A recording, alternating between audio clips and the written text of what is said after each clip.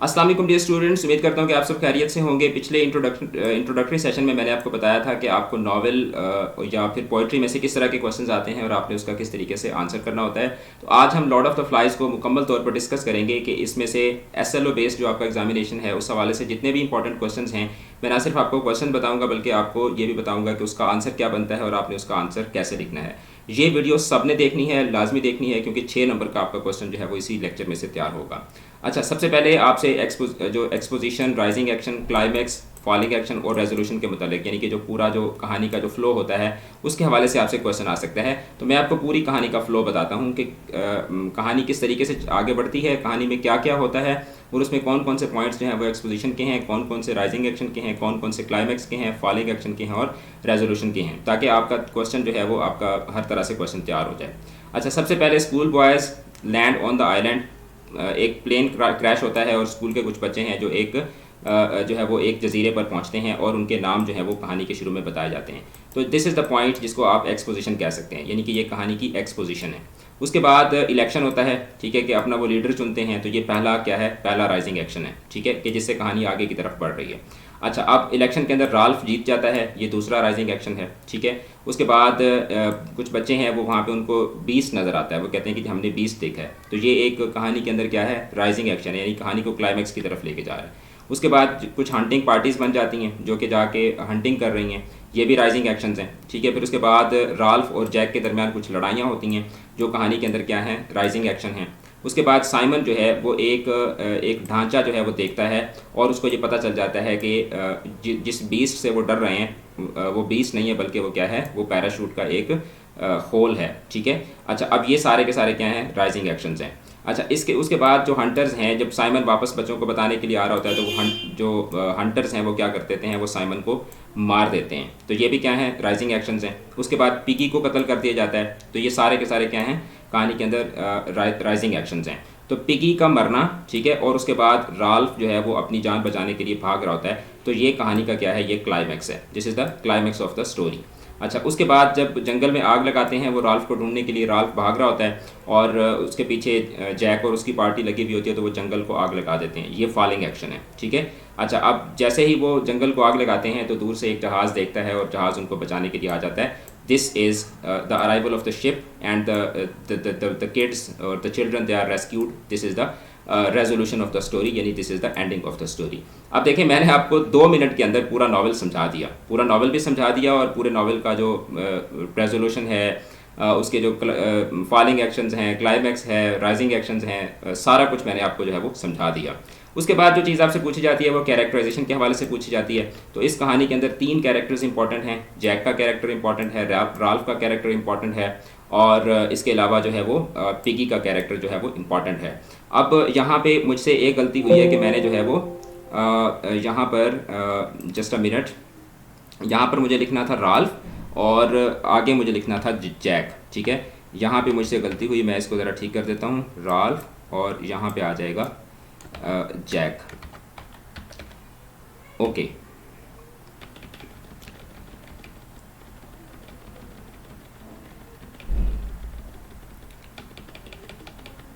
अच्छा, यहाँ पर हम लोग थे। अब कैरेक्टराइजेशन से आपसे जो क्वेश्चन पूछा जाता है वो आपको या तो डायरेक्टली आपको कह दिया जाता है कि आप जो है वो किसी एक कैरेक्टर के ऊपर नोट लिखें, या आपसे जनरल कैरेक्टराइजेशन के ऊपर एक क्वेश्चन आता है। तो अब इसमें इस कहानी के अंदर जो राल्फ का कैरेक्टर है, ठीक है, ये एक एम्बिशियस कैरेक्टर है। जैक जो है ये भी कहानी के अंदर एम्बिशियस है। फिर उसके बाद पिगी का कैरेक्टर है जो कि सपोर्टिव कैरेक्टर है लेकिन एम्बिशियस नहीं है, यानी कि ये राल्फ को सपोर्ट करता है लेकिन ये एम्बिशियस नहीं है।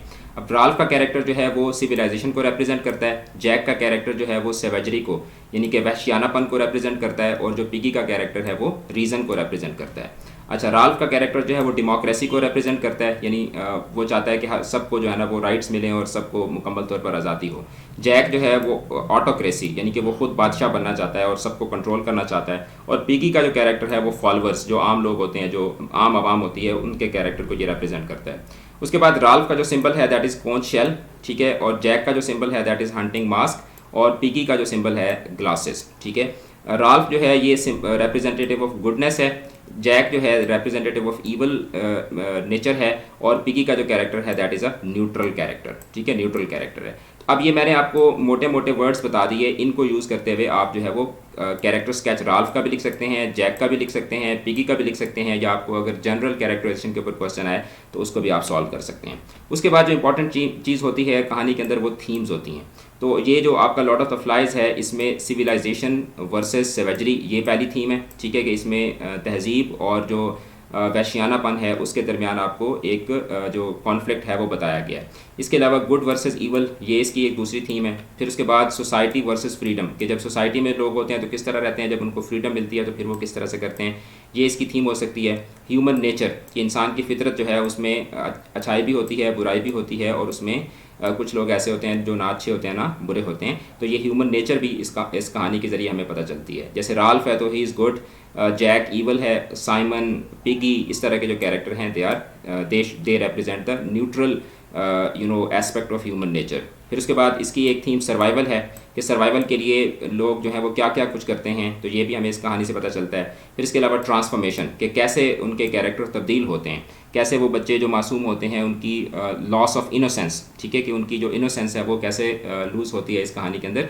तो ये इसकी क्या है, these are the major themes of this novel, ठीक है। और इसके अलावा फियर, यस फियर भी है, कि कैसे फियर जो है वो इंसान से कैसे कैसे काम करवाता है। अच्छा, उसके बाद कॉन्फ्लिक्ट की अगर बात की जाए तो कॉन्फ्लिक्ट के ऊपर आपसे क्वेश्चन आता है। तो कॉन्फ्लिक्ट की दो टाइप्स होती हैं, एक्सटर्नल कॉन्फ्लिक्ट और इंटरनल कॉन्फ्लिक्ट। तो यहाँ पे इस कहानी के अंदर जो एक्सटर्नल कॉन्फ्लिक्ट है वो सी और बॉयज़ के समंदर है, और उसके बाद लड़के हैं, यानी कि अगर लड़कों को समंदर का डर ना होता तो शायद वो और तरह से बिहेव करते। तो ये एक कॉन्फ्लिक्ट है। फिर उसके बाद आइलैंड वर्सेस बॉयज़, कि वो जो जजीरा है, जिस जजीरे पर वो मौजूद हैं वहाँ पर इंसान नहीं है, वो एक बिल्कुल वीरान जजीरा है, तो आइलैंड और बॉयज़ के दरमियान भी एक कॉन्फ्लिक्ट है। फिर उसके बाद बीस्ट वर्सेस बॉयज़, वहाँ पे एक बीस्ट का जो एक खौफ जो एक वहाँ पे जो है वो कंस्ट्रक्ट करता है राइटर, उसका और लड़कों के दरमियान जो कॉन्फ्लिक्ट है वो हमें इस कहानी से पता चलता है। फिर उसके बाद राल्फ और जैक के दरमियान जो है वो जो कॉन्फ्लिक्ट है that is these are the examples of external conflict. उसके बाद अगर हम इंटरनल कॉन्फ्लिक्ट की बात करें तो जैक और उसकी जो नेचर है, ठीक है, जैक जब शुरू में आता है तो वो बहुत डिसिप्लिन्ड होता है, ठीक है। जब हम देखते हैं कि वो अपने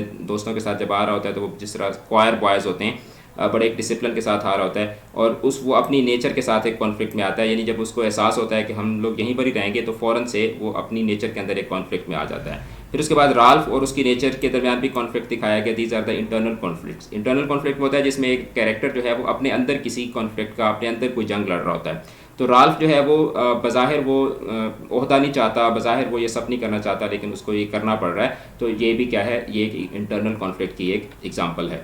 फिर उसके बाद हम प्लॉट की और सेटिंग की बात करें तो इस कहानी का जो प्लॉट है वो कुछ इस तरह से है कि a plane crashes on an uninhabited island and the school boys struggle for their survival as well for a way back home, कि वो वहाँ पर सर्वाइवल के लिए भी स्ट्रगल करते हैं और वापस अपने घर पहुँचने के लिए जैसे वो फायर जलाते हैं और वो सारी चीज़ें। तो this is the plot of the story. और उसके बाद अगर हम सेटिंग की बात करें तो इस कहानी की जो सेटिंग है कि कौन सा टाइम है, कौन सी जगह है, तो जंग अज़ीम का वक्त है, एक जजीरा है, ठीक है। This is the setting of the novel. अब ये सेटिंग जो है ये कैसे क्रूशल है, कैसे इंपॉर्टेंट है कहानी को अंडरस्टैंड करने में।